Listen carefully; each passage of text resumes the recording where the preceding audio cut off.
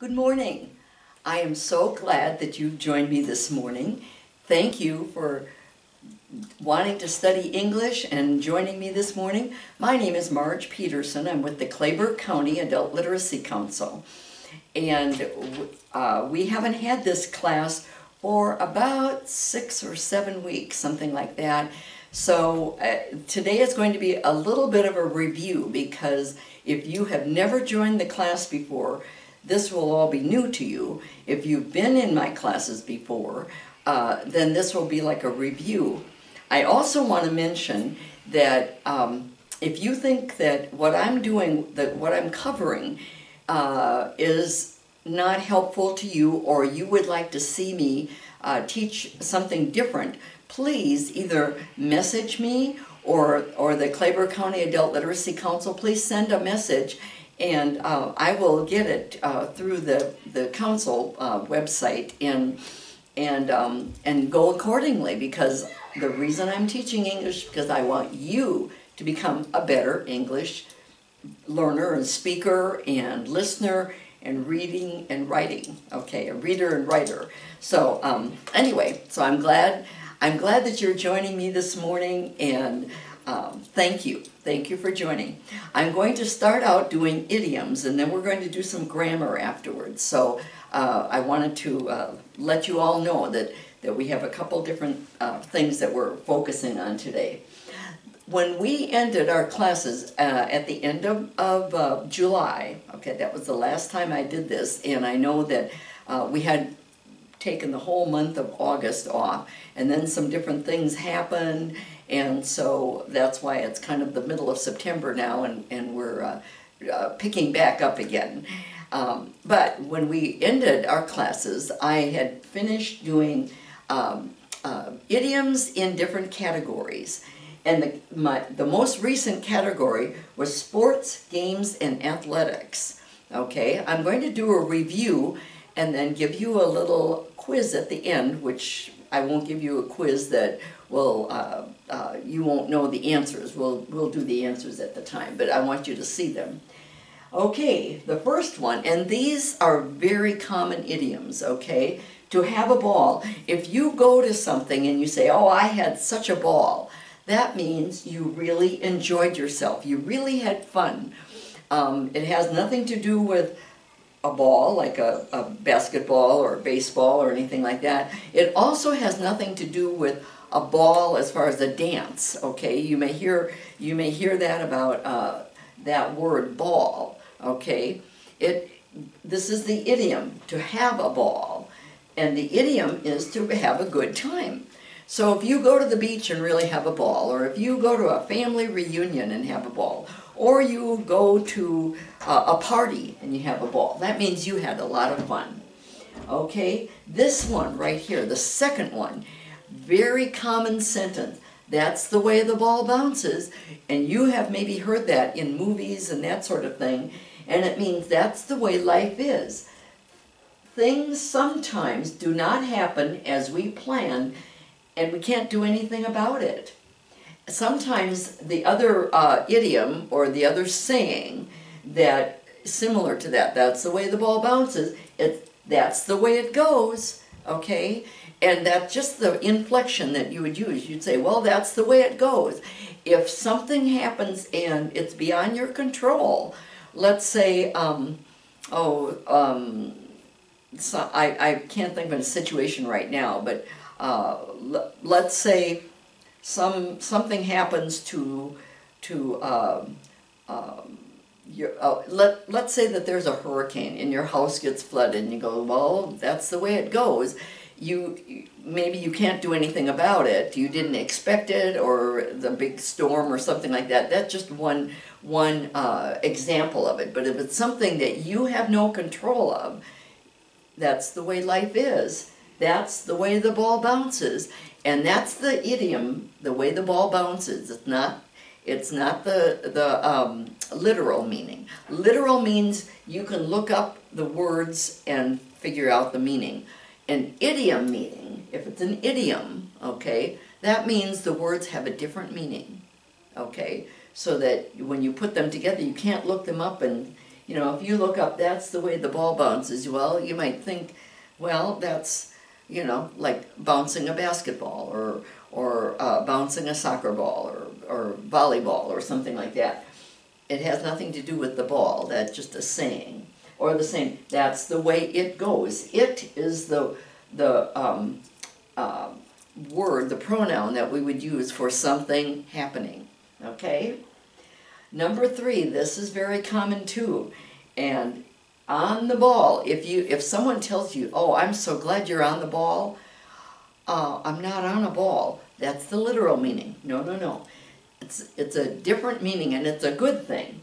Alert, effective, able to handle things and situations quickly and intelligently.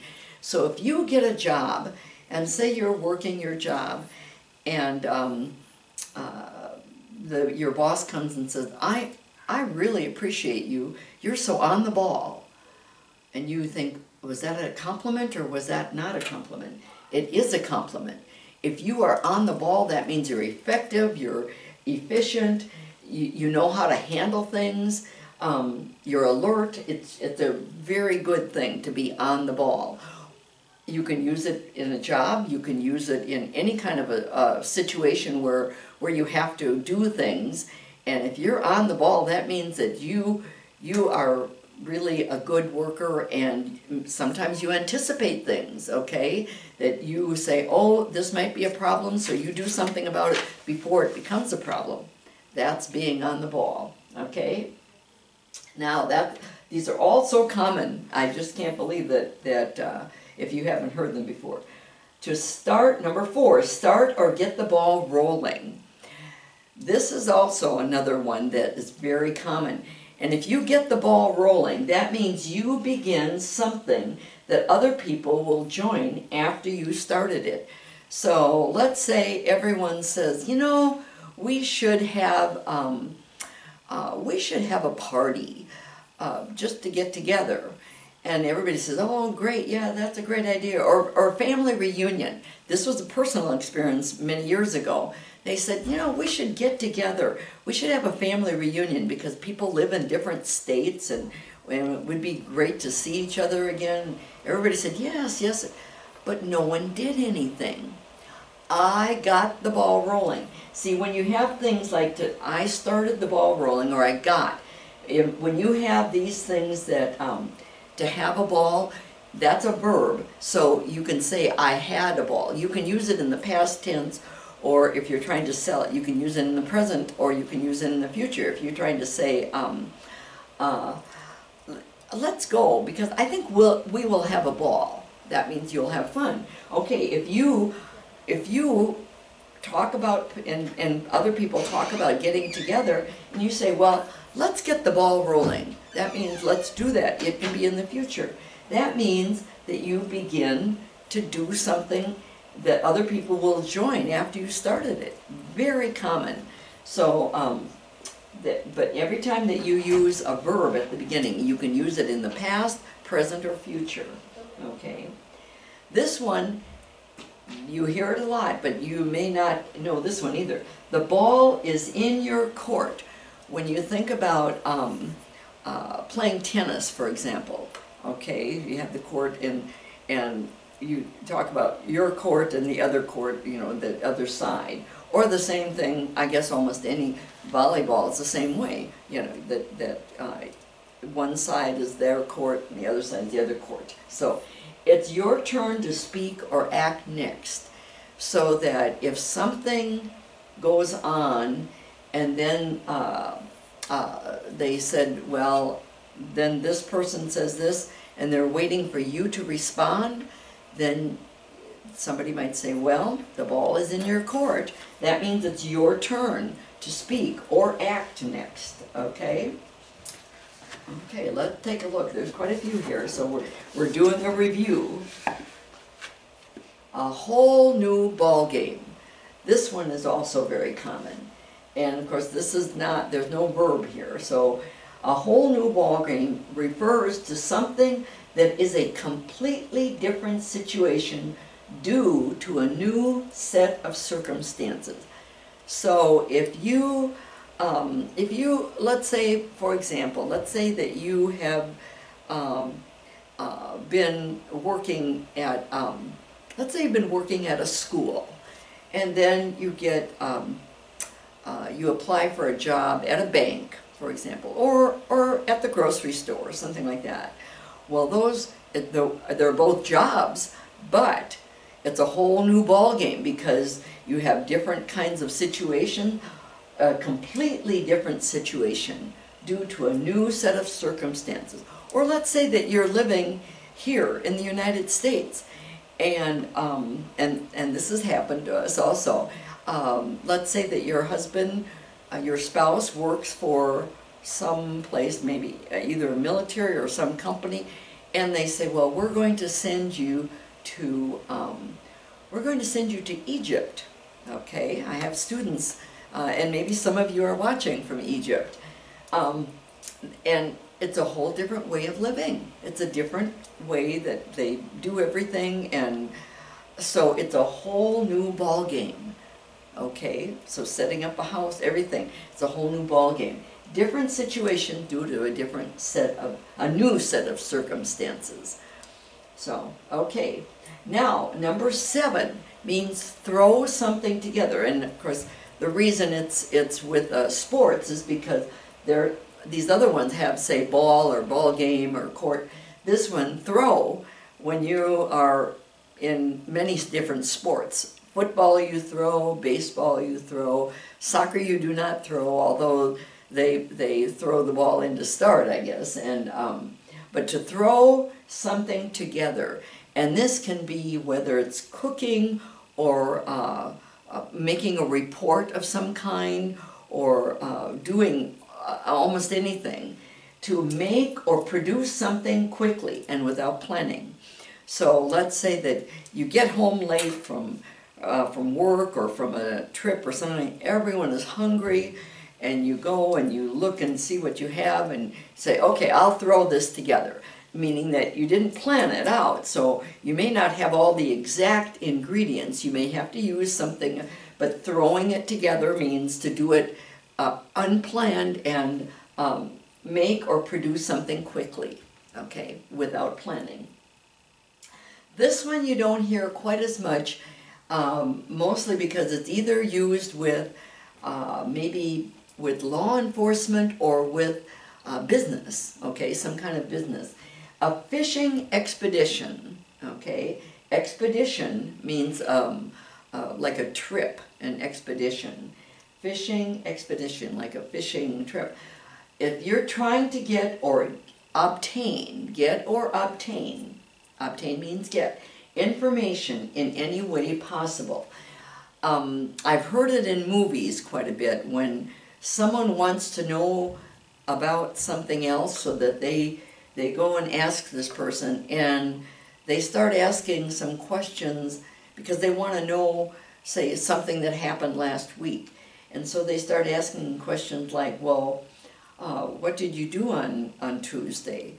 Or did you go somewhere on Thursday? Or, you know, what happened on Wednesday? And they're trying to find out information so that they do it kind of in a way that's not coming and saying, well, what happened over here? Okay, a fishing expedition is when you kind of, it's like asking questions in a roundabout way or in a way that's not direct, okay? Trying to get or obtain information about a situation or somebody or something in any way possible, okay? Fishing expedition. Fishing for compliments. This one is not quite as common either, but you might hear it because you know, or you might read it even. If someone is fishing for compliments, you know what fishing is. Compliment is something that's a very nice thing that someone says about you or about someone else, okay? To do something and obviously wait for other people to say something nice about it, to compliment it or you. So it means that if you say, well, I painted this room all by myself, and then you stop and you know, the other person or the people that you're telling this to, they're not going to say, oh, you missed a place over here, or oh, this isn't very good, they're usually going to say, wow, that was great, you did a great job. Okay, you were kind of waiting for them to say something nice about what you did. That's fishing for compliment. Do you see the example? When you say something and you wait for them to give a compliment to you, or to for something, either to you or to compliment something else. Okay? This is very common. Learn the ropes. Now you know what ropes are, and ropes are well, different kinds of things. But anyway, this has nothing to do with the rope itself. But if you learn the ropes for something, to learn how to do a certain job correctly, if you start a job, and let's say that, oh, you have to do this and you have to do that, very specific things. Okay, oh, you say, oh, I don't know if I can remember how to do all these things. But then the next day you go and you have to do those specific things again. And after a while, you really learn how to do it. So you have learned the ropes. You've learned how to do it correctly, and how to do it, something that you didn't know how to do before that. Okay, that's the first 10 that we're reviewing. Okay, I'm going to show you some more here. Number 11 is ride out the storm. Now this one is not quite as sports games and as athletics, although it's a ride one. To survive a dangerous or very unpleasant situation. It can be a storm itself, so that, like, we've had hurricanes recently, and if someone says, well, I'm not going to evacuate, I'm going to stay at home, I'm going to ride out the storm. They might say that because of the actual storm itself. And the ride part means you're not going to ride someplace, but you're going to stay and let the full force of the storm come. And it's to survive a dangerous or very unpleasant situation. So that if you have, let's say that your work situation, there's all kinds of upsetting things happen, this person left and that person resigned, and so all kinds of different upheavals or strange things are happening, but you stay at work, okay, whatever happens, it's kind of a storm. When you talk about storm, it's not a storm itself, a literal storm, but it's a storm at work. And you ride it out. That means you stay, okay? You survive it, and it can be a very unpleasant or strange situation. But if you ride out the storm, and again, ride is a verb, so you can say, well, I rode out the storm in that, in the hurricane, or I rode out the storm at work when everyone was leaving and everybody was fighting and things like that. I rode out that storm. Or I will ride out the storm. You can use it in the future tense too. Okay, this one, number 12, race against time. Race is a sports and athletic kind of thing. And what against time? Okay, it's not against other people. To work very quickly to do or finish something before a certain time. Sometimes it's a life or death situation. So that if you are in a race against time, if somebody has a heart attack or somebody has a stroke, you need to get to the hospital and see the doctor as quickly as possible so you can start on the right treatment or medicine or something like that. Your race against time is to get there quickly, whether it's driving or the ambulance or something like that. It's a race against time to, and that's before a certain time, okay? Sometimes it can be if you have a deadline for a paper, okay? Let's say that you're taking classes at the university and your paper is due on Friday. Well, you kind of do other things and all of a sudden it's Thursday night. And you say, oh my gosh, I've got to finish this. It's a race against time. You have to work quickly and because you have to hand in your paper on Friday morning. Whoa, that's a race against time. So it can be in different kinds of situations. It doesn't have to be a life or death thing, but it can be in various kinds of situations. A race against time. It means to work very quickly to do or to finish something before a certain time. Okay, this one, you only hear this usually in the sports world. To make the cut, well, you can hear it in the business world too, I'm sorry. To make the cut, that means, a cut means that if there's a group of people trying to do something and they say, okay, we can't have everyone advance, okay, they have to, a cut means you go on. To reach a certain standard or succeed in passing from one round of a competition to another one. If you make the cut, you're not cut out. If you make the cut, that means you advance. To make the cut, okay? So it's the word, the make is the key word here, because if you are cut, that means you're not included. But if you make the cut, that means that you advance. Do you see the difference? Huge difference. It's like the difference of between black and white, you know.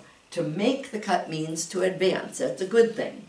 If you are cut from the team, that's a bad thing. You're gone. Okay? So to reach a certain standard or succeed in passing from one round of a competition to another.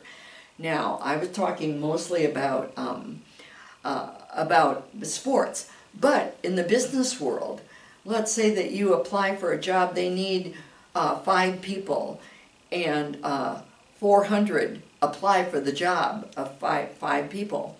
Oh, goodness. Okay, and say they interview everybody and they decided that they're going to cut 300 people from that. So if you make the cut, that means that you are one of the 100 people that they're going to interview for the 5 positions, okay? So it can be used in the business world also, so that if you make the cut, you advance, okay, whatever the situation is. That means that you are passed from one round of a competition, which applying for jobs is a competition, okay, to another one, okay? So, to make the cut is a good thing. Okay, this one, to let something ride, and the ride can, you know, this kind of has a meaning related to it. To let something ride means to decide to do nothing about a certain situation and to allow it to remain as it is. So, if you say, well, you know, I think we can't decide if we're going to get a new car or not. We need a new car, but our car is working fine. It's just that we don't get very good gas mileage, and it's maybe gotten kind of old for us and that sort of thing. Okay, and so you say, yeah, we might, but we'll let it ride. That means you're not going to do anything about it. You're not going to go looking for a car, or maybe you already looked for one and you can't make a decision. So you said, oh, let's just let it ride. If you let something ride, that means you just leave it the way it is, okay? And to decide to do nothing about it at that time. Maybe later you will, but to let something ride, at that time you don't do anything. This is very common, very common. Sink or swim. Now you know that swimming is staying on top of the water. Sinking is going down and going to the bottom. It's not the same as swimming. Okay, to fail or succeed by your own efforts. So if you sink or swim, whether it's in, let's say you're taking a class, and you think it's pretty hard and you just don't know if you should stay in the class or not,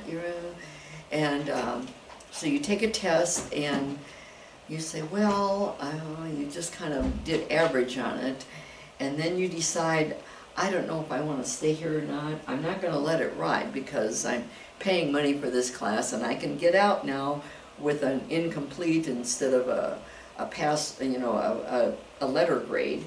So, okay, I'll take one more test, and I will either sink or swim. Sink is like failing, swimming is succeeding. So to fail or succeed by your own efforts. That's a sink or swim is a common situation. Okay.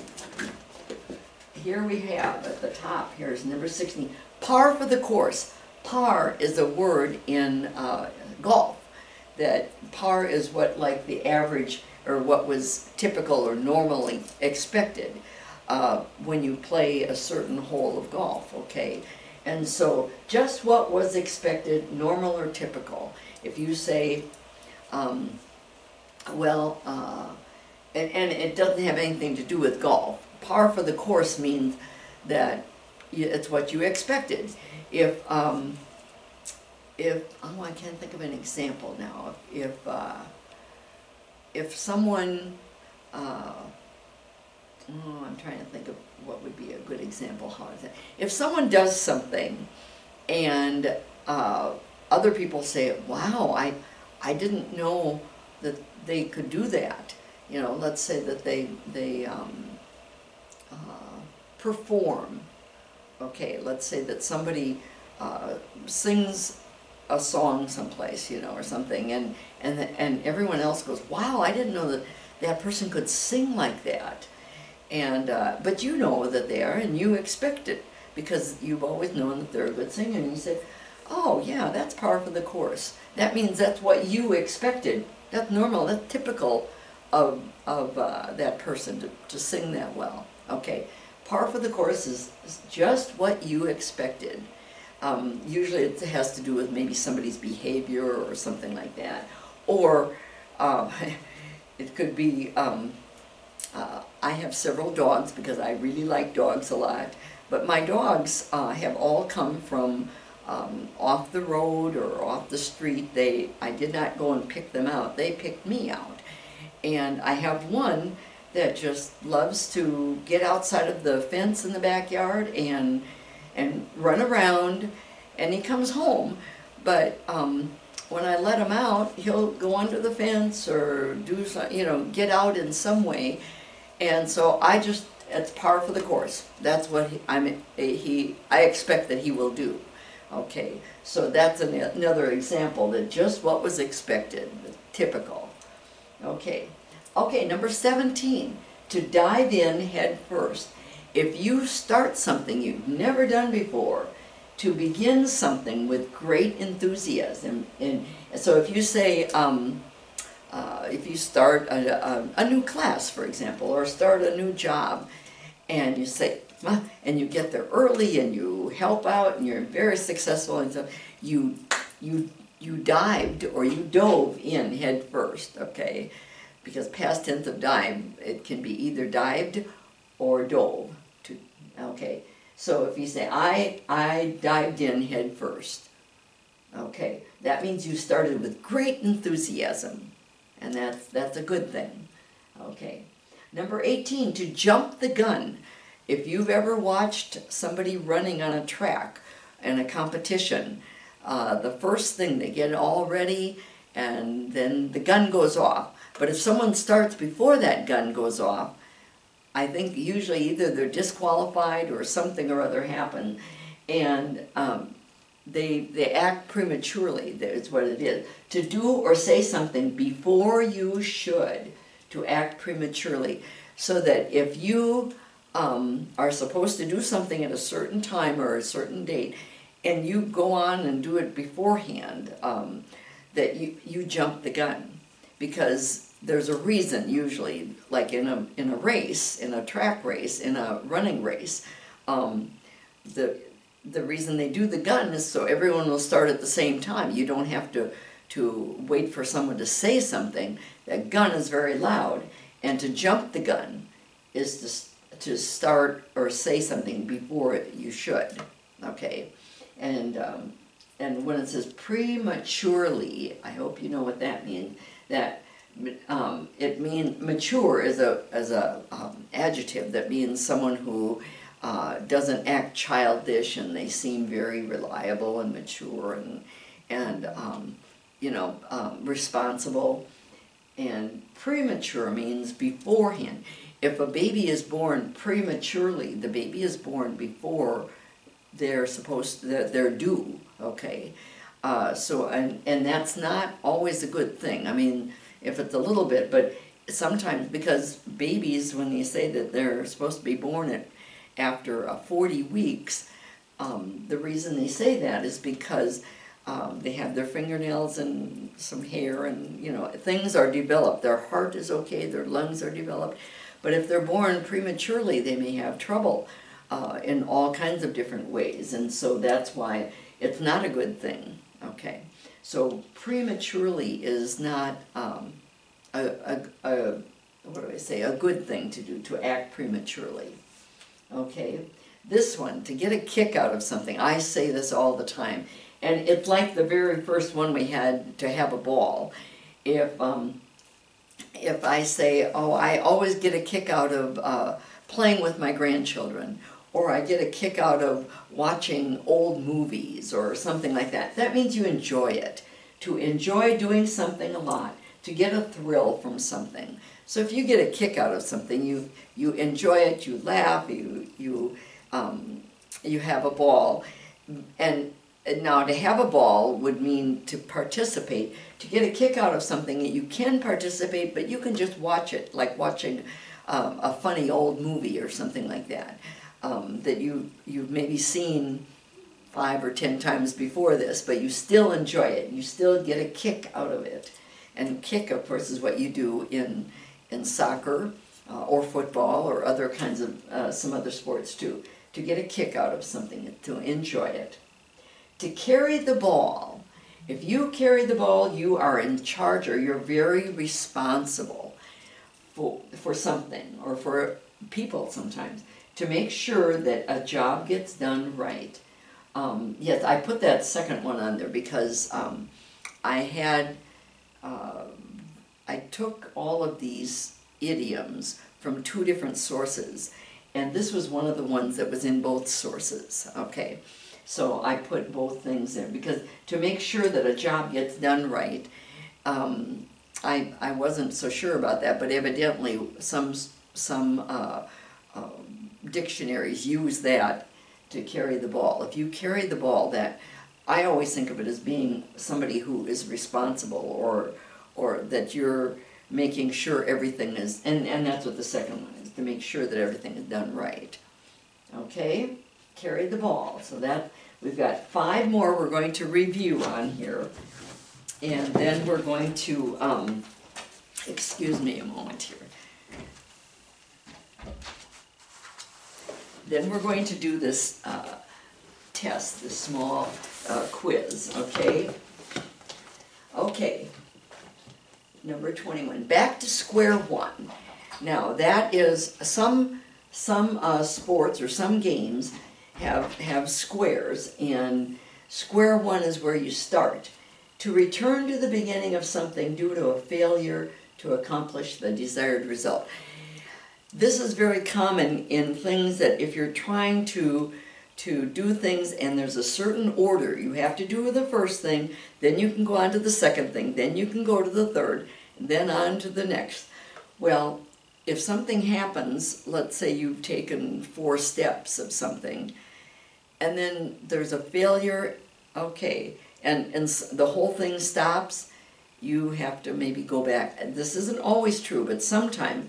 And you might say, we're back to square one. That means that you have to start all over again, to return to the beginning, okay? And usually it's because of some kind of failure to accomplish the desired result, that this is the result, the desired result, and here's square one, but you have to go through the steps to get there. You can't just automatically go there. So that's when this, you can use it in lots of different ways, but to back to square one means you start over again, okay, which is not usually what you want, because you may have to, sometimes you have to go back to square one a couple of times. I've been in situations that way where it's, oh wow, so that's what that means, back to the beginning. At the end of your rope, or if someone is at the end of her rope or his rope, at the limit of your or his or her ability or endurance or patience to do something. Usually patience is one of the ways I hear it. Like sometimes, being a parent, sometimes something happens and your child this happens and it gets worse, and you go, oh, I'm at the end of my rope. That means I'm at the end of my patience, or maybe, you know, that you just can't do something anymore.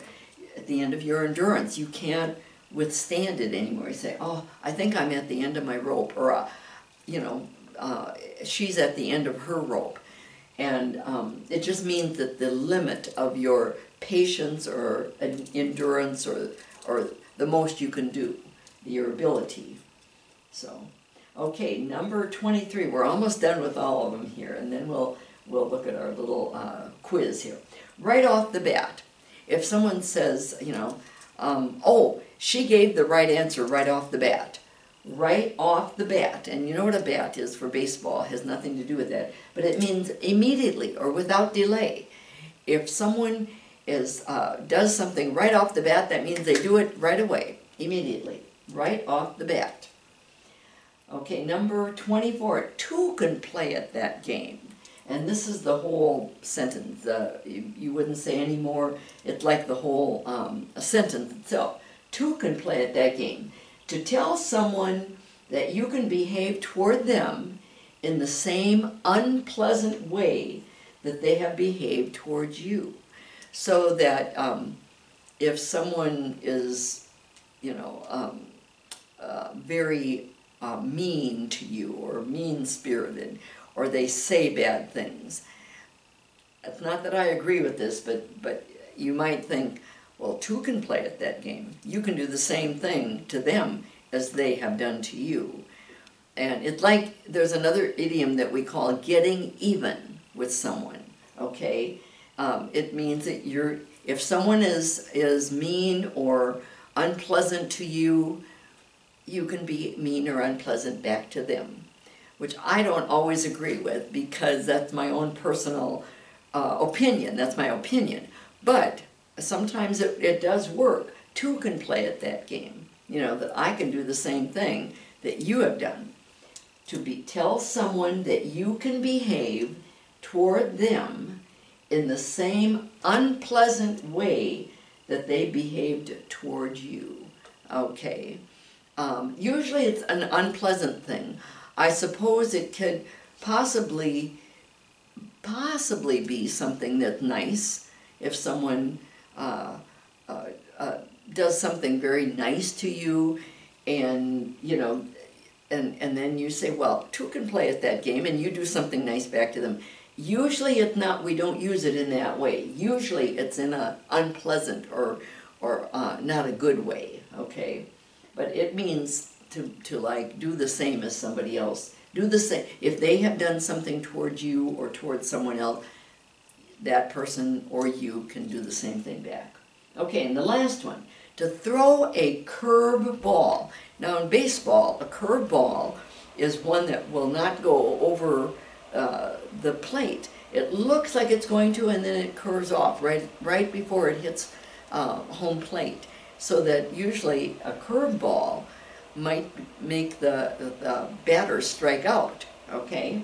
So to surprise someone in an unpleasant way, to mislead or lie to someone, so that a curveball, you think they're going to tell the truth, but they don't. Or to surprise someone in an unpleasant way, okay? You think this is going to happen, and then it doesn't. And that's the curveball. You can think of the meaning in relationship to a pitcher that pitches a baseball, and you know, they see home plate, and instead of going right over home plate, right before it gets there, it curves, whether it curves one way or the other way. And so then the batter will hit at it, but he won't hit it because it curves off. So anyway, to throw a curveball is not a good thing. Okay, now we just reviewed all 25. I believe it's 10 here, no, 8 examples. And I want you to, if you have those, that you can write down, or what you think it was, remember to use the correct verb tense. Remember I said that if it has a verb with it, like have or another kind of verb, let's see, throw a curveball, or let's see, what was another one? Oh, dive in head first. Okay, you can use the verb in a present, past, or future tense. Okay, if you began an activity and other people joined in after you started, you know what I should do maybe? Let me put these up here, because this might help to see them. I won't get to put all of them up here, but some of them. So you could see some of them here. Okay, if you, here's the other one, this is the beginning. I'll start at the very beginning here.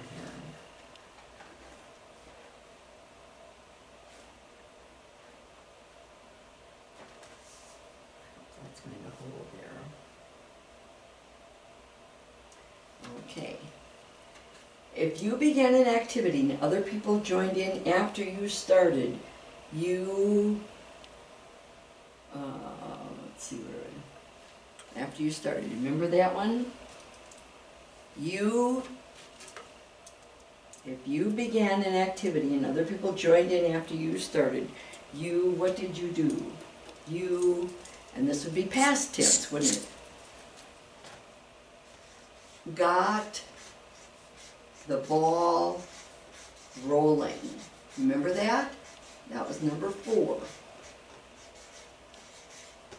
You got the ball rolling. If you, because you said you began and other people joined in, you're talking about a past, you got the ball rolling.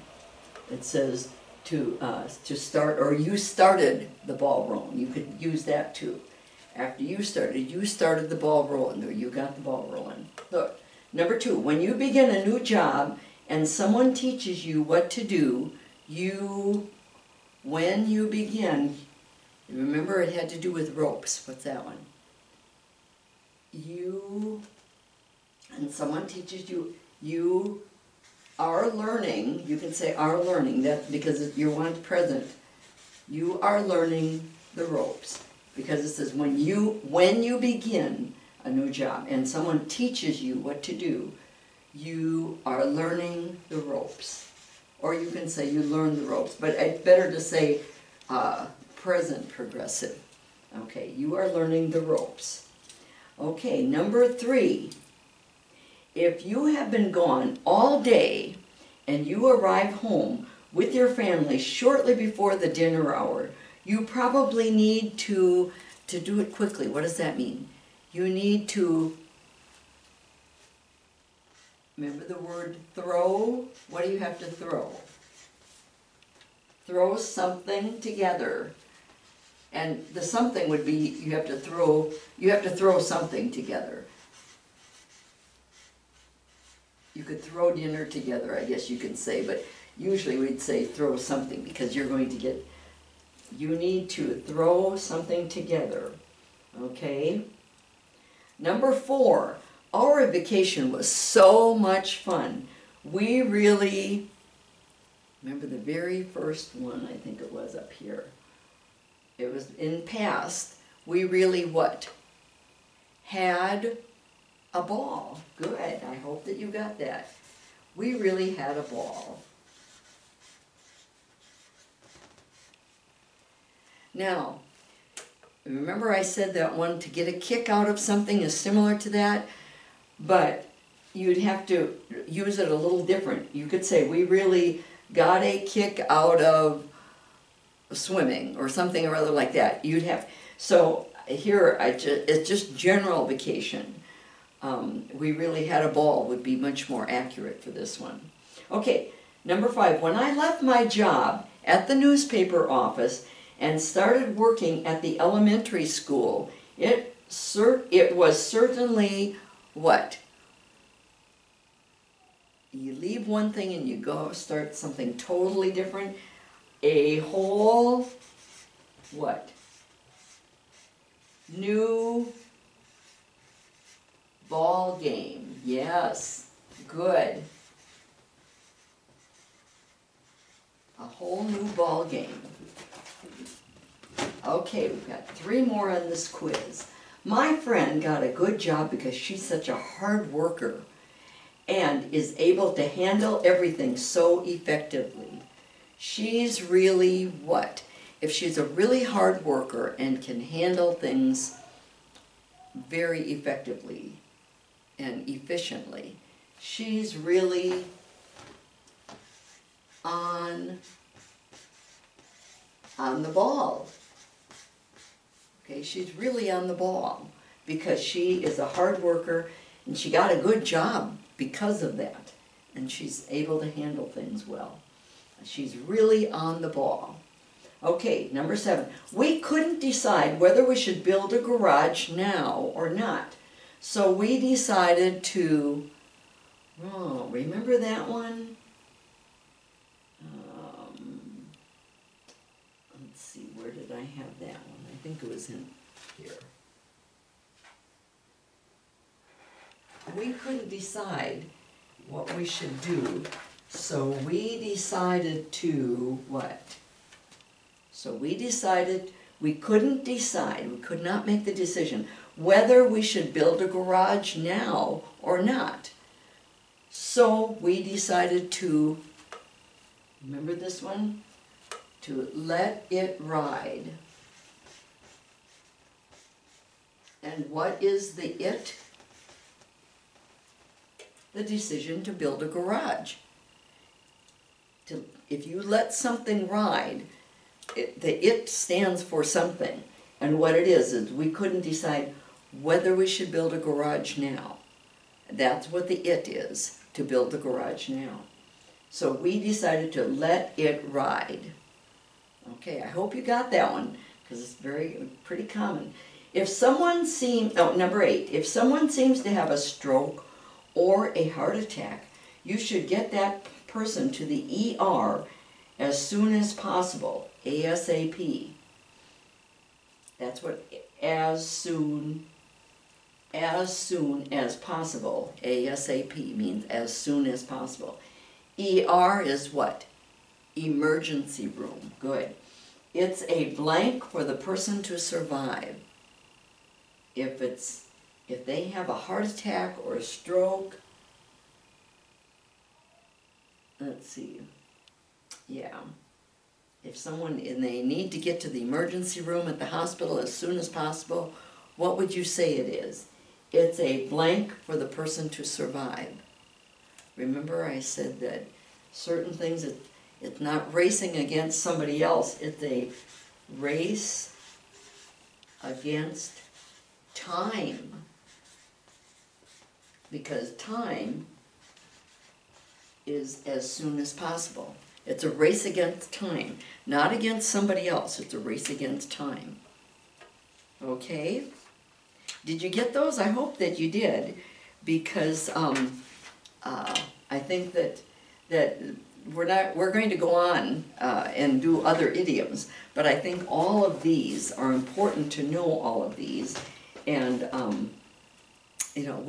I will continue taking more categories, okay? Because we finished quite a few different categories now, so. Okay, that's all of our idioms for today, and actually I have just a little bit more time, so I'm not going to be able to do quite as much as I thought I was going to today for grammar. But we are going to cover a little bit of grammar because I want to just say that what we're going to be working on and show you what the grammar that we're going to be working on is past tense and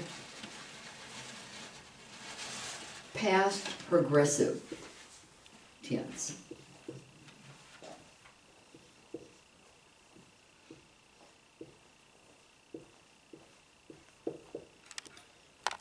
And I think most of you know past tense. I'm going to give you just a oh, just an example one. If you say the past tense and past progressive tense, I guess I can put tense here too with that. So if you say a past tense, let's say that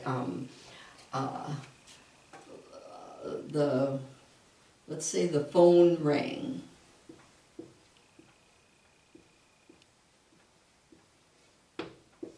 We covered lots and lots of past tense verbs in the past, and ring and rang, that's what do I say, an irregular one, because some verbs are regular for past tense and many are irregular, and it's better, I feel it's better to study the irregular ones, because you wouldn't say the phone ringed, okay? To add an ed is what would be like the word start, okay? The past tense of start is started, okay? Ed is the usual form that you would make a past tense verb. Or if you, but we have so many irregular ones, and in some of the lessons in the past, I went through lots and lots of irregular ones, because they have different kinds of irregularities, okay?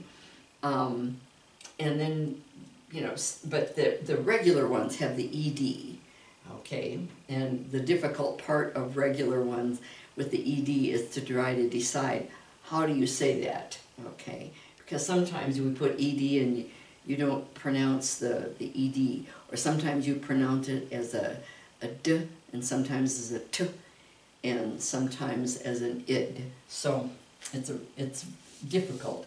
I understand. I think past tense are one of the most difficult parts of grammar verbs, okay? So, phone rang. Now, past progressive, okay, you would use a past tense, you'd use a helping verb with it, and you use the ing form. So, if you want to say the phone was ringing, okay, past progressive tenses verbs always use a helping verb of some kind, and usually it's was, okay, or you know, that the past of is. So, and you'd use the ing form. Now, present tense, present progressive, is with is ringing, okay? So if you know the progressive tense has this ing form of the verb, that part is easy. But then if it's past progressive, then it's with the was ringing, and so what we're going to do, and I don't think we're going to be able to begin it today because our time is up, but I'm going to show you how you can use a past tense and a past progressive tense in the same sentence to make sense of what it means. Let me give you just one example, or maybe two examples here. Okay. It was raining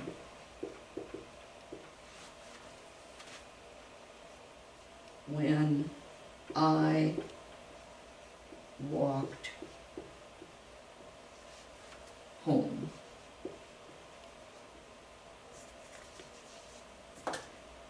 Okay, now here's your past tense and here's your past progressive. We're going to look at it, and you have to have when or while or certain words, or sometimes it's a combination of a few words. But, okay, these are things that happen in the past, but at the same time, but it's like one thing interrupts another thing. So, when I walked home, it was raining. And you can, both of those things happen in the past, okay? But it was raining, that was happening, and then I walked home. or when I walk, you know, I'll show you different ways you can do it. But, and it doesn't have to be, it was raining when I walked home. You can say, when I walked home.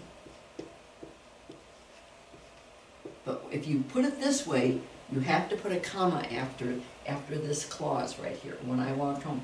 That's not an independent clause. Now, you can say it was raining.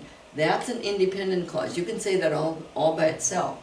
But if you put when at the beginning of something, okay, then that's not an independent sentence or clause by itself. When I walked home, it was raining. Okay, they have the same meaning, exactly. It was raining when I walked home. When I walked home, it was raining. You can say it either way, and they both have the same meaning. And it means two different things that happened in the past.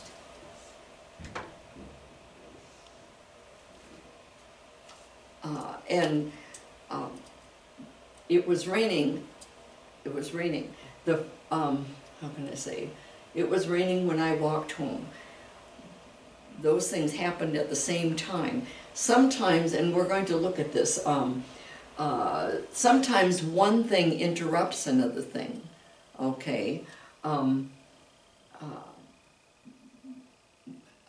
As I was walking, it started to rain. Okay, that's one thing that interrupts something else. But we'll look at that on our next class, on our next session. And I'm sorry that this maybe ran over what our usual 45 to 50 minutes is. But anyway, I thank you for joining me today. It's interesting to get back to teaching this way because we're teaching in the classroom also. So if you live in the Kingsville or Bishop or area of Texas that's close to where we are, we'd love to have you come and join us on Tuesday and Thursday mornings from 8:30 to 10:30 in our classroom at the Methodist Community Life Center at 123 North 5th Street in Kingsville. We are close to the Clayburgh Bank, close to the post office, okay? We're only about a block or so from the post office, so it's not a difficult building to find, and we're here every Tuesday and Thursday morning. Love to have you join us. We have 2, sometimes 3 levels of classes of instruction, but we're glad that I'm glad you joined me here, and we'd love to have you in class also. So anyway, take care. Be safe and stay healthy, and I will see you next time, I hope, okay? Bye. Thank you.